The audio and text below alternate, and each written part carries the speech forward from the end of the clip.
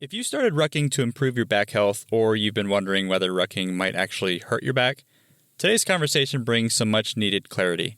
Dr. Ryan Peebles, doctor of physical therapy and founder of Core Balance Training, breaks down how core connection, breathing, and spinal stability determine whether rucking becomes a tool for resilience or a source of pain. You'll hear how to prepare your body before a ruck, what to pay attention to while you're under load, and how to protect your spine as the miles and weight gradually increase. You're listening to the Rucker's Edge podcast, the show all about rucking that is designed to help you improve your rucking routine, lose weight, and ultimately gain your strength and energy back. Each episode dives into the science, stories, and strategies behind rucking. You'll learn from top ruckers, coaches, nutrition experts, and performance specialists who break down what it takes to train smarter, recover faster, and stay ready for the next challenge. So whether you're new to rucking or an experienced rucker that's already logged hundreds of miles, this is the show for you. I'm your host, Spencer. Thanks for listening in. This episode is loaded with excellent advice, and I'm glad I can finally share it with you. Please enjoy my conversation with Dr. Ryan Peebles. Dr. Ryan, welcome to the Rucker's Edge podcast. It's really great to have you here, man. Thank you, Spencer. Excited to be here. You know, I'm really pleased that you came on because a lot of ruckers sort of start rucking because they might have back problems or they might experience back problems after they get started. So having a subject matter expert on the show, I think is going to really help out a lot of the listeners. I kind of want to start out with maybe some misunderstandings about back pain or maybe misconceptions.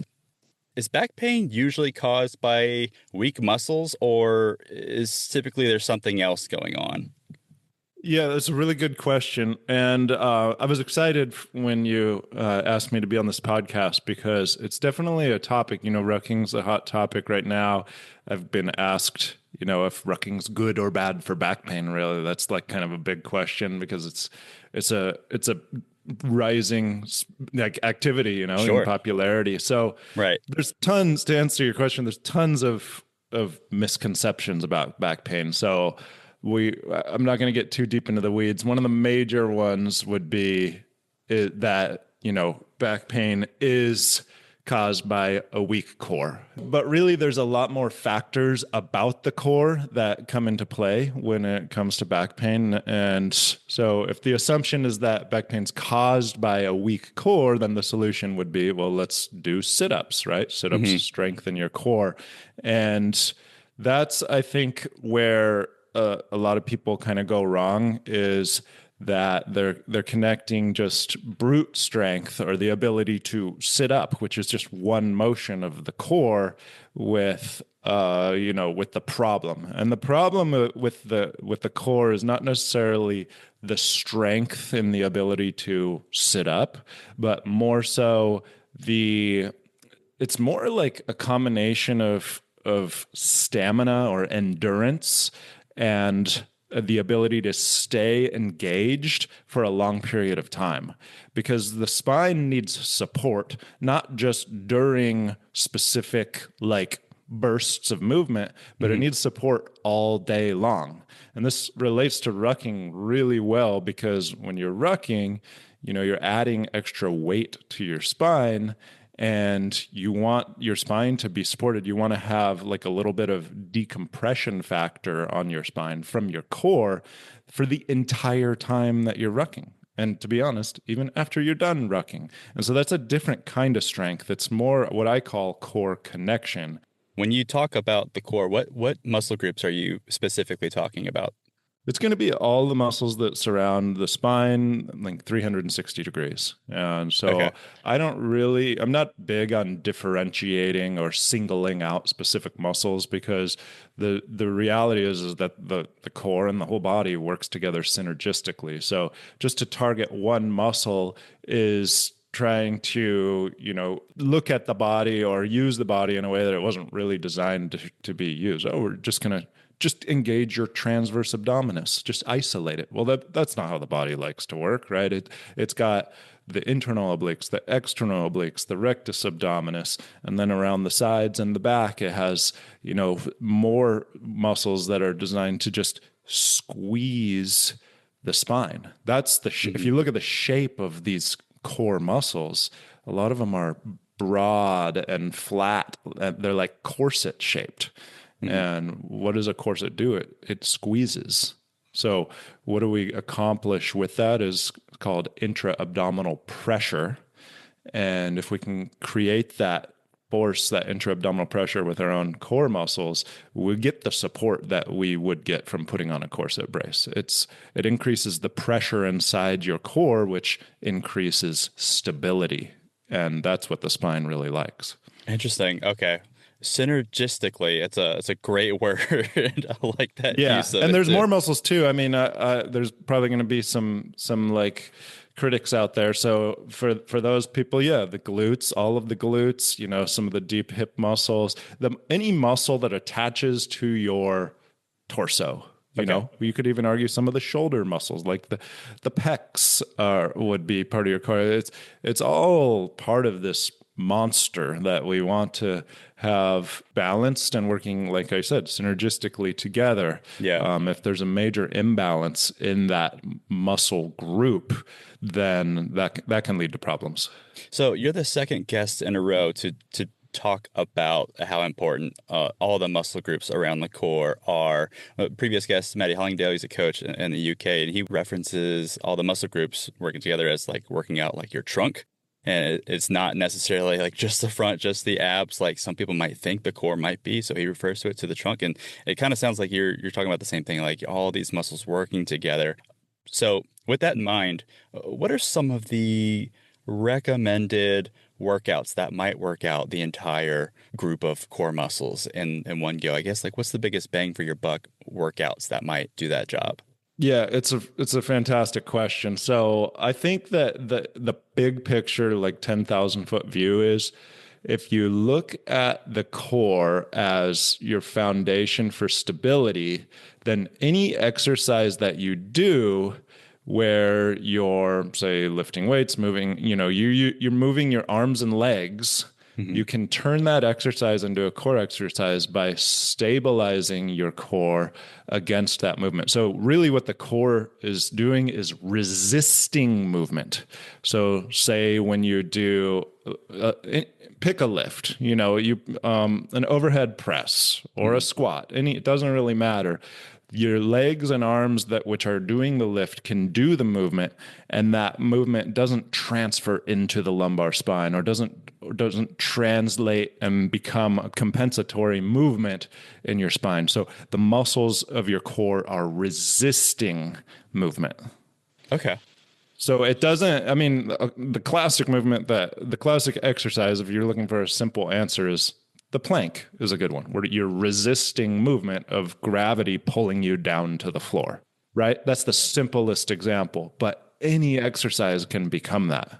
And I actually really like the overhead press for it, because it's really common for people to kind of like start to collapse in their lumbar spine, like by arching their lower back in the overhead press. And if you can keep that, if you can resist that and stay tall and not let that increased curvature occur in your lumbar spine, you're using your core muscles very heavily to do that.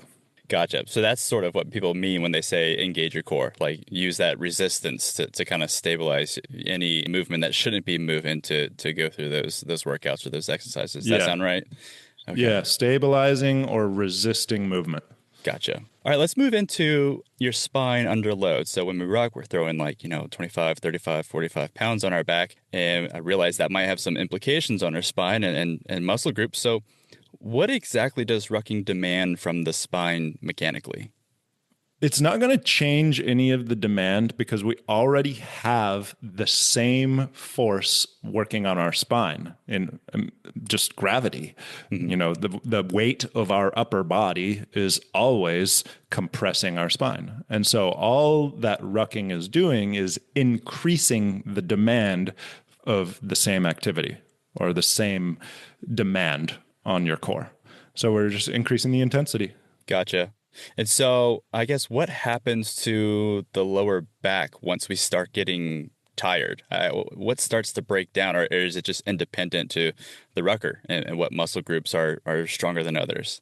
There's going to be a little bit of both. There's in this kind of field of fitness or health, medical care, the answer is usually going to be it depends. So that's the case here too. So there is a pattern, and I'd say, roughly about 80% of people are going to have this one thing happen to their spine, which is when their core muscles get tired, their pelvis is going to start to tip into anterior pelvic tilt. Their spine's going to fall into a little bit of hyperlordosis. And then the other 20% is going to be a variety of different things. It could be a large portion of that other 20% would be posterior tilt and flat back, or a little bit of those percentage might be, a scoliosis type collapse. And so it's just going to be a collapse because the muscles are getting tired. And in essence, what happens to your spine when you increase the intensity of any exercise is the weaknesses get exposed. And so whatever your weakest link is going to start to happen. Gotcha. So when, I guess the villain here, when we start to have back pain from rucking, it's sort of maybe the weight impacting your posture and causing sort of imbalances that might lead to back pain. Is that sort of what happens?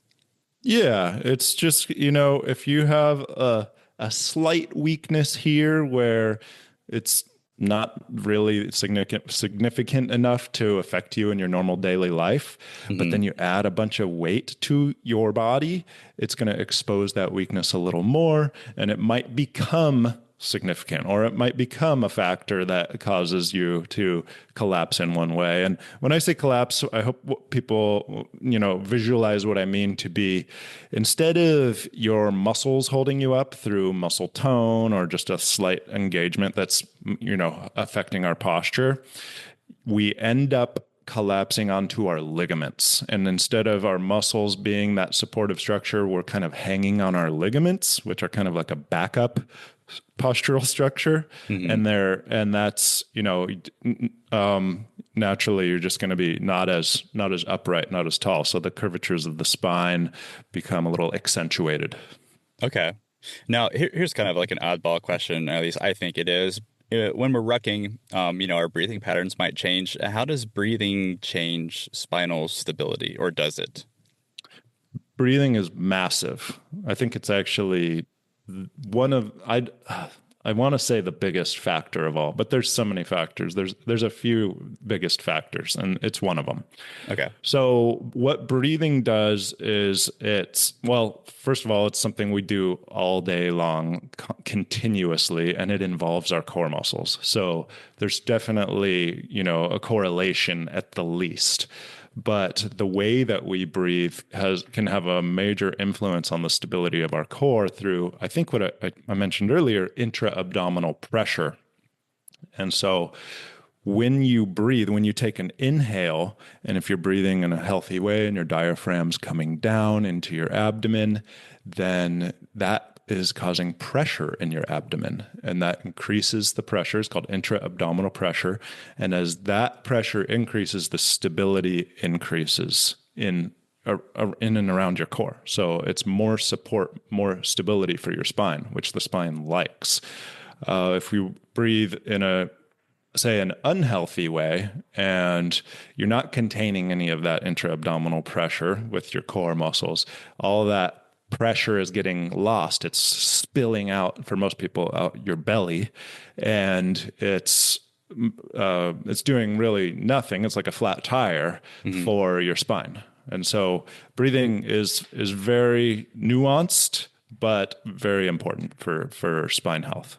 Okay, that's really good to know. You mentioned earlier different shapes your body could end up in.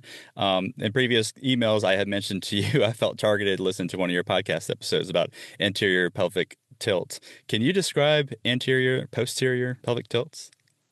Yeah, so, the pelvis sits on two ball and socket joints, which are our hip joints. So you just imagine your two legs, you could imagine them as just giant single sticks, and then there's a ball on top of them. The pelvis is balancing on those two balls. And so it can tip in actually any direction. And so as humans, there's a lot of us, right? There's like 8 billion of us now. We find patterns in the way that it tips. And the most common direction that it tips is forward. And so if you think of the pelvis as a bowl, say a bowl of milk, it's going to be spilling out the front, spilling the milk out the front. And so that would be anterior pelvic tilt. So the spine sits on top of the pelvis, and so whatever the pelvis does, it affects the spine. And so when the pelvis tips forward or anteriorly, the spine is going to move forward too, and it's going to increase the, I'm going to get technical here, but I'll explain it, the lordotic curvature of the lumbar spine. So the backward bend, the natural backward bending curvature that exists in our lower back, it gets increased from anterior pelvic tilt, and that causes problems of its own.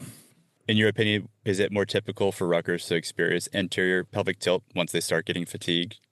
I would guess that, because that's just the most common pattern in people. It doesn't take a rucksack to cause people to fall into anterior pelvic tilt. It's happening to people all the time. So in the general population, yeah, it's the most common. And so if we add that extra intensity to our spine, it's going to likely cause it more. Okay. Very good to know. Now let's move into how ruckers can know that they're headed towards trouble. So what warning signs should they look out for and not ignore once they start rucking and starting to get fatigued? Yeah, I really like this question because I try to teach this. I call it listening to your body, and it's the most valuable skill for getting out of back pain. So I deal with people that are already in back pain and have been probably for long periods of time. So if you can master this skill before getting into back pain, or before it becomes chronic, it's just going to make your life so much better. So The body's giving cues all the time. Whether you're in pain or not, you're getting cues. Or you do something that is good for your body, it's going to give you good feelings. So listen to that and do more of it, right? If you do something really bad for your body, it'll give you pain. But there's a lot of in between, right? Most of the things that we do are in between those two extremes. And on the way to pain, there's a lot of different cues that we can feel that are like, this doesn't feel so right, or this isn't like, it doesn't seem great to me. This feeling of tension or muscle tightness or stiffness, or it just feels like something's starting to lock up. Listen to those feelings. Those are real communications they're not just like random or spontaneous. They're for a reason, and your body's telling them to you, and you can listen to them. What a lot of people do is they notice them, and I think wait to take action until it gets more severe. So it turns into pain, and it's like, I guess I should, this means I should stop. But what you could do is start taking a little action, like a modification type action earlier. Be like, all right, my body is telling me this. It intuitively just doesn't feel like a good thing. It kind of feels like almost something's starting to go wrong. Let me modify this. Let me, I don't know, take a little break, do a little stretch, just change something and see if it affects this symptom that I'm feeling. Okay. Yeah. Very good. As you were talking, I was listening to my lower back, and I just adjusted my posture. So that's very timely. There you go. Yeah. A lot of it for me is I'm sitting for a period of time. It's like I can predict the feelings I'm starting to get, and then it'll turn into pain eventually. And I'm like, well, maybe I should get up sooner and just take a little walkabout. Right. And it's that kind of thing. Oh, you know what? Taking a break, that's a really good idea. So I try to follow the I work at a computer. I'm looking at the computer screen pretty much all day. So I try to remember the rule of 20. So every 20 minutes, you stop looking at the screen, you look at an object 20 feet away for 20 seconds. Might have to start doing something like that for my back, too. Yeah. That's so you don't go cross-eyed. So you could actually just incorporate a getting up into that 20-20-20 rule. Yeah. And then you would be killing two birds with one stone. I do have a sit-stand desk, and I definitely need to use that more often. For the listener, Dr. Ryan's standing up, so I feel like that's like a hint to everybody. Maybe we should be standing more. I'm usually walking. This is a treadmill desk, but cool. Okay. Stubbed my toe really hard last night on my 2-year-old son's little play gym, and they don't want Oh, to walk on it right now. well, that sounds about right. Yeah, stub toes and children, that goes hand in hand. Yeah. Let's talk about warming up. So what sort of warm-ups should ruckers do? I mean, specifically targeting the back prior to going out on a long ruck. I'd say the most important thing to do to warm up is to do something that activates your core and not just assume that your core is already like fully activated or turned on, because you got to start thinking about your core as it's a muscle group that does tend to get inhibited because, as we've already talked about, we sit a lot as a society. And when you're sitting, especially with a backrest, it just allows the core to turn off. And it becomes this kind of, if you don't use it, you lose it type situation. And the core is just living in this semi-inhibited state. So to realize that and to go, all right, I'm going to activate my core with something that's just going to wake it up. The core and all the muscles in the body they're not just muscles. It's a neuromuscular system. Neuro means there's electricity flowing to them. And you can actually increase that electricity, increase the neurological activity that's flowing to these muscles. And they like wake up, they get more tone, and they work better. So anything that's going to activate your core. And for me, I'm a big fan of getting down on the floor and we have these kind of weird exercises that we do for my program and stuff. So that's what I would be doing. But for like common exercises that everybody knows, I would say the bridge, the plank, the side plank is a really great one, mainly because it's hard to do it wrong and compensate. Where you're doing like a normal plank, actually, there's a lot of people need a little coaching on like how to hold their spine and pelvis a little better. But the side plank, you can kind of activate everything on one side, and people, it's kind of hard to do that one wrong, and then do the other side, and then you got your whole core going there. So a side plank on each side would be a great warm up, and a bridge if you do it the right way. That's another one that's very commonly done wrong. So it depends on your skill level, but some stuff like that. More with Dr. Ryan in just a moment, including what we can do pre and post ruck to help improve our core and prevent back stiffness. But I want to take a quick break to say thanks for listening to the podcast. Please text this episode with a fellow rucker that might find it interesting or a friend that could benefit from rucking. Sharing this episode would help the show grow and help more people improve their health and lives. Okay, back to it. Now let's transition to post-ruck and maybe doing some prevention work. So what should ruckers do when they finish rucking to kind of make sure that they don't create any pain or situations that might impact the back? Yeah, so a good cool down, this is kind of more general fitness tips, but a good cool down is really important. And so if you had your heart rate up like kind of high from the ruck, to just like, keep moving, actually. Ironically, just keep moving, but in a much lighter cool down type way. Don't just go sit and just completely stop moving. That would be the worst thing that you can do, because all those kind of, I don't know, but juices that were flowing through your body that also contain some soreness type chemicals like acid, like lactic acid and stuff, they would just become stagnant when you stop moving. And you want to kind of keep moving lightly to let the body kind of flush that out after you've done exerting yourself, and let the blood kind of push those things out.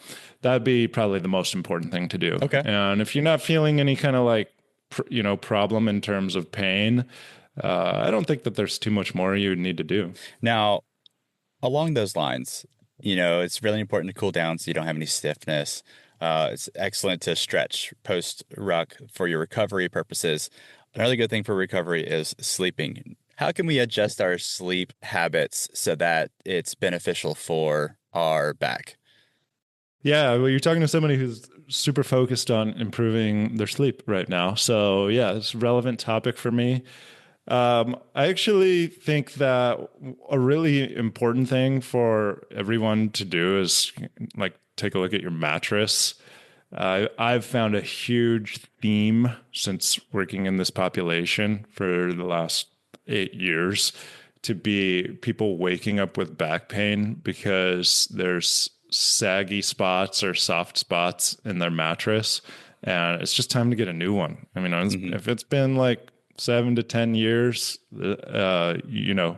every night those things wear down, and so that's actually number one. Sleeping position is another one that's actually quite nuanced as well.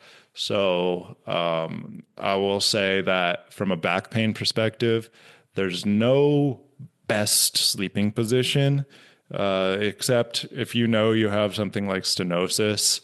Sleeping on your back is going to be a little stressful on that. So paying attention to like what's going on in your body and matching your sleeping position with that is important. And I could go down a rabbit hole with all that, but I'm avoiding it. No, not needed. I think that's perfect. Okay, so let's talk about core balance training, the program that you run. So for the listener, can you describe what core balance training is and who it's for? Yeah, so core balance training is it's an online program that guides people to basically improve their core connection and the balance and the muscles of their core. It's designed for people that have back pain, and it gets them out of back pain. And so it's really that simple. There's a pretty big problem in our population of chronic back pain. Is extremely common, and I think there's a big gap in the medical system of being able to get people back from chronic back pain to a place where they can then like do their own fitness and improve their fitness without hurting their back. So we're filling that gap, getting them to that place. That's excellent. So correct me if I'm wrong, I think is it all online? Yeah. It's just think of like an online course, but a lot more comprehensive. So there's coaching. I'm in there coaching. We have an entire team of actual people helping coach. There's weekly live streams. There's our private community, and it's kind of intensive course in the sense that it's every day and there's a new lesson every day. Mm-hmm. But it's 15 minutes per day. So it's not like intensive in terms of time every day. Okay. Yeah. So it's daily. So you're, the people in your program are doing something actively every single day. It's not like a 3 times a week situation.